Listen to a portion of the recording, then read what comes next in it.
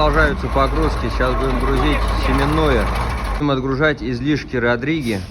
Выехали опрыскивать на тумане. Только успевают гектары отлетать.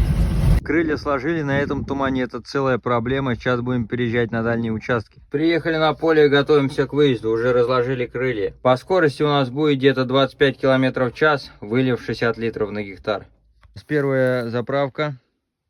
Работаем препаратом опрыщник, других сейчас просто не купишь. Эффекту не могу сказать, мы до этого работали только импортными препаратами.